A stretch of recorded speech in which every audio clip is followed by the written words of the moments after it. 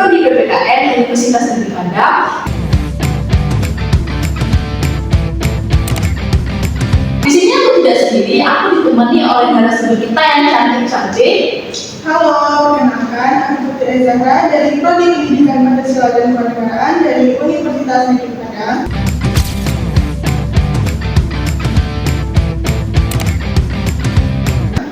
Halo, aku Mela Sari dari Prodi Pendidikan Pancasila dan Kewarganegaraan Universitas Negeri Padang.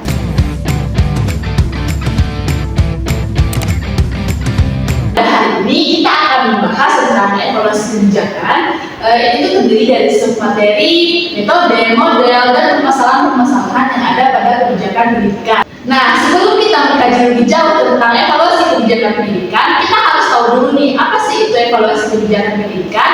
Nah, aku ingin menanyakan pendapat Kak Putri nih, apa itu pengertian dari evaluasi kebijakan pendidikan?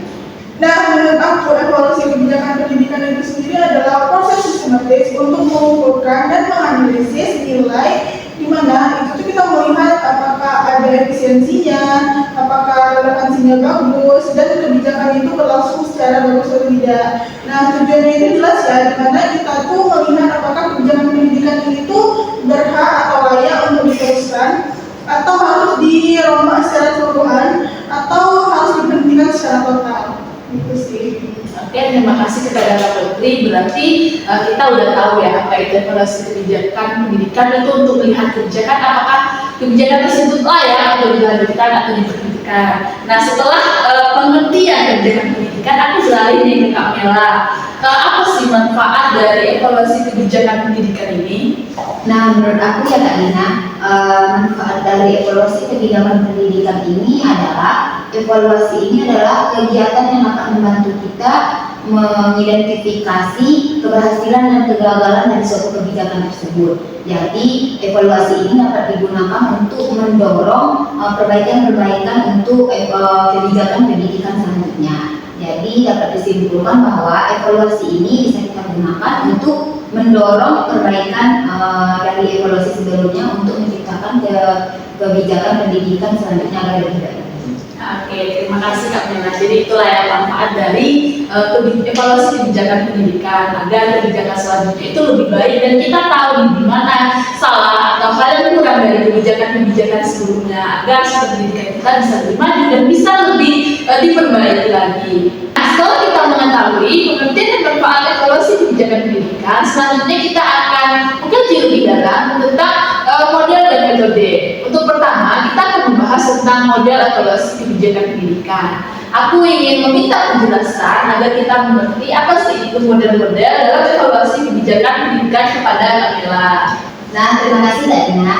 Dan menurut saya, model-model evaluasi kebijakan pendidikan ini ada beberapa, yaitu satu, model evaluasi yang berbasis kepada tujuan. Pada model evaluasi ini lebih berfokus pada tujuan pendidikan yang ingin dicapai, yaitu apakah sudah sesuai tujuan pembelajaran yang ingin dicapai dengan tujuan yang telah ditetapkan.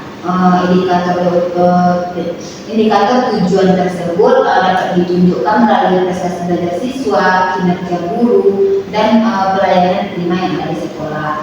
Yang kedua adalah model evaluasi yang tidak berbasis kepada tujuan.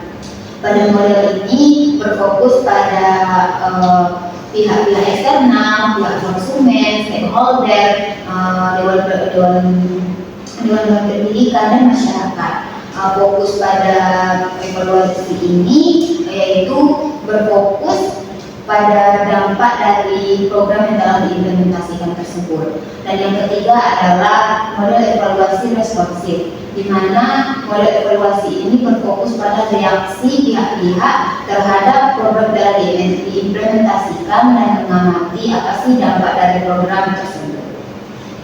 Dan yang selanjutnya adalah program evaluasi CIPP, yaitu CIPP ini merupakan singkatan dari konteks, input, proses, dan produk. Nah, pada evaluasi ini lebih meningkatkan pada pengambilan keputusan. Yang terakhir adalah evaluasi yang berbasis pada perbandingan, di mana pada evaluasi ini membandingkan proses aktual dengan standar yang telah ditetapkan untuk kebijakan pendidikan tersebut, apakah kebijakan tersebut ditingkatkan, dilanjutkan, ataupun diberhentikan. Sekian dari saya dengan model-model kebijakan evaluasi tersebut. Oke, terima kasih ya kepada Kamila yang telah menjelaskan kepada kita apa saja sih model-model dari evaluasi kebijakan pendidikan. Selanjutnya saya akan beralih ke Kak Putri. Setelah kita membahas model tadi, kami ingin mengetahui apa saja sih menurut Kak Putri metode-metode yang tepat yang kita gunakan untuk evaluasi kebijakan pendidikan. Nah, kalau kita bercerita tentang metode nih ya, metode itu kan metode sendiri itu kan cara ya, bagaimana sih kita mengevaluasi dari kebijakan pendidikan itu sendiri. Nah, yang saya ketahui itu ada beberapa cara atau beberapa metode dari untuk kita mengevaluasi kebijakan pendidikan itu sendiri. Nah, yang pertama ada metode deskriptif. Nah, metode ini tuh dilakukan dengan menggambarkan dan menilai kebijakan itu secara objektif dari data yang telah kita dapat di lapangan.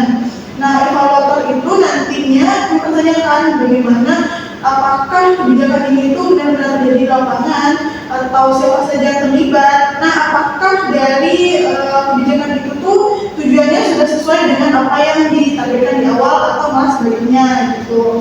Nah, dari metode deskriptif itu kita dapat melakukannya dengan dua metode lebih yang mencakup dua metode ini, yaitu ada kualitatif dan kuantitatif. Nah, yang kedua itu ada metode partisipatif.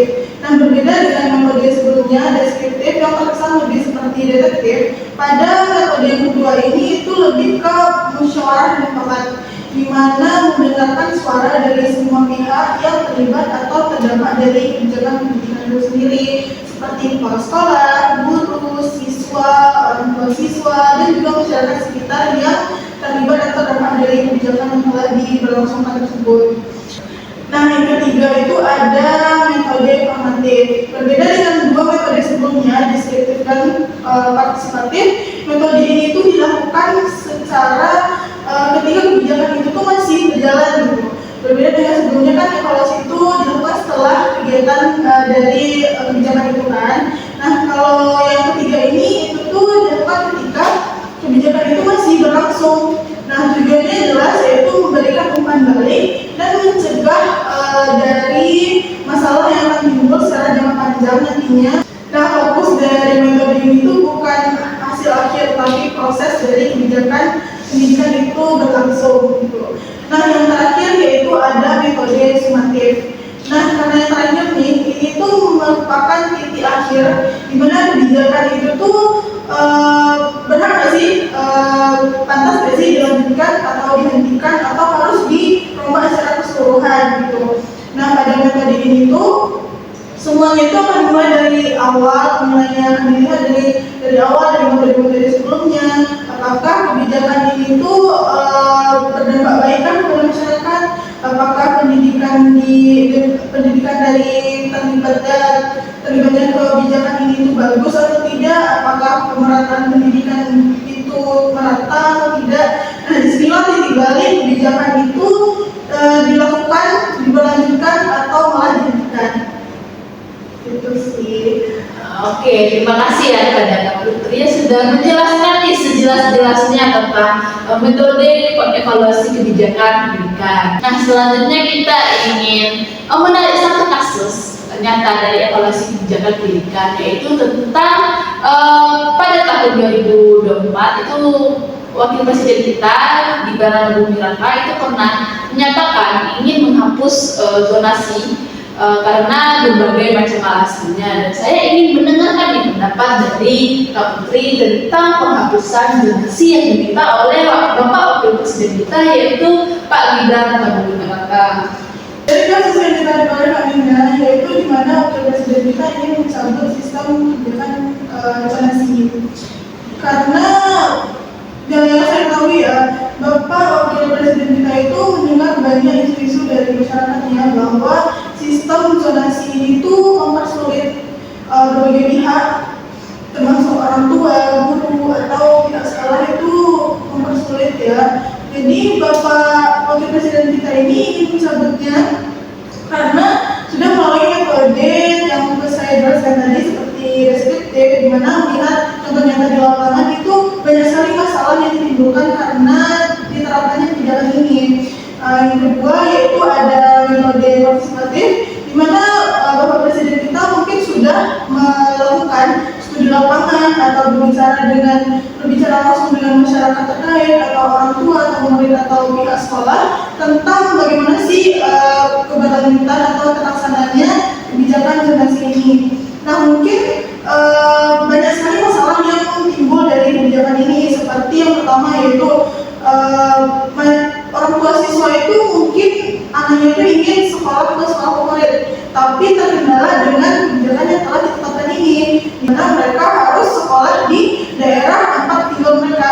Nah mau nggak mau orang tua wali murid itu harus pindah domisili ke kota yang notabene sekolah favorit dari di sana, gitu. Dan itu seperti yang kita tahu ya, pindah domisili itu bukan hal gampang, itu banyak proses yang harus dilakukan. Dan juga ini adalah salah satu masalahnya. Terima kasih kepada Kak Putri. Jadi dapat kita simpulkan yang menurut Kak Putri itu zonasi ini mungkin memang solusi, tapi bukan solusi satu-satunya, karena penyebab dari adanya sekolah favorit atau membludaknya siswa di suatu sekolah itu dikarenakan kelainan dari pembangunan. Jadi seharusnya ya kalau ingin melakukan kebijakan ini harus disertai dengan pemerataan pembangunan. Dan juga Bapak Wakil Presiden kita mungkin sudah melihat dari fakta dan bagaimana kebijakan tersebut di lapangan tersendiri. Makanya zonasi itu dengan alasan-alasan Kak Putri yang sudah dijelaskan ingin dihapuskan. Jadi pembahasan kasus zonasi tadi adalah penutup dari podcast ini. Semoga pembahasan kami yang sudah kami jelaskan tadi menjadi ilmu yang bermanfaat bagi teman-teman dan teman-teman dapat memahami isi-isi materi yang sudah kami jelaskan. Saya sebagai host Indonesia pamit undur diri dan saya meminta maaf jika ada kesalahan kata. Wassalamualaikum warahmatullahi wabarakatuh.